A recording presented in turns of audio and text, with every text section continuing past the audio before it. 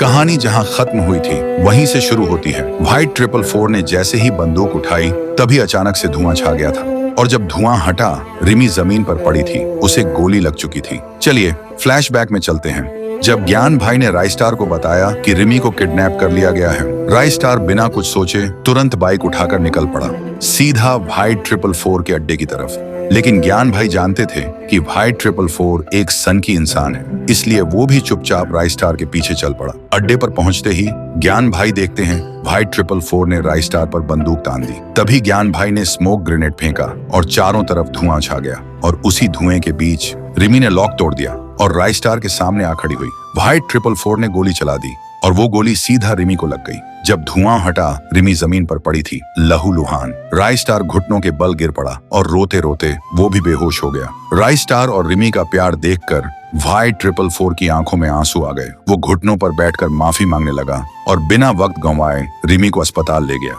Doctor ने कहा, गोली साइड से निकल गई है, खतरा टल गया है, वो सिर्फ बेहोश है। दूसरी तरफ ज्ञान भाई ने सिमी को सारी कहानी बताई। सिमी सब कुछ सुनकर समझ गई राइस्टार कभी उसका नहीं हो सकता। अस्पताल में रिमी को होश आता है। वो इधर उधर देखती है लेकिन राइस्टार नहीं दिखता। सामने सिर्फ व्हाइट 444 होता है। रिमी गुस्से में पूछती है, राइस्टार कहाँ है? उसे शक होता है कहीं व्हाइट 444 ने कुछ किया तो नहीं।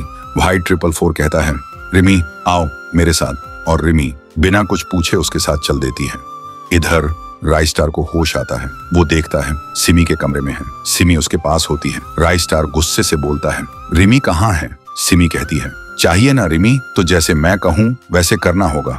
राइस्टार बिना सोचे हाँ कर देता है। सिमी उसे एक ड्रेस देती है और कहती है, ये ड्रेस पहनकर क्लॉक टावर जाओ, वहीं मिलेगी रिमी, इन्हीं कपड़ों में। राइस्टार बिना कुछ बोले निकल पड़ता है। वहीं दूसरी तरफ व्हाइट 444 रिमी को तैयार करवा रहा होता है। ज्ञान भाई भी वहां होते हैं। रिमी के मन में आता है, कहीं ज्ञान भाई से तो मेरी शादी नहीं करवा रहा। थोड़ी देर बाद राइस्टार क्लॉक टावर पहुंचता है। देखता है सारी शादी की तैयारी हो चुकी है। वो हैरान हो जाता है, ये सब क्या है? व्हाइट 444 कहता है, ये सब मेरी बहन सिमी का प्लान था। अस्पताल में उसने ही मुझसे कहा था ये सब करने को। राइस्टार मुस्कुराता है और फिर शादी हो जाती है रिमी और राइस्टार की। व्हाइट 444 और ज्ञान भाई दोनों खुशी से झूम उठते हैं, लेकिन सिमी घर में अकेली रो रही होती है क्योंकि वो जानती थी राइस्टार कभी मेरा नहीं हो सकता। तो दोस्तों, आपको ये कहानी कैसी लगी कमेंट करके जरूर बताना।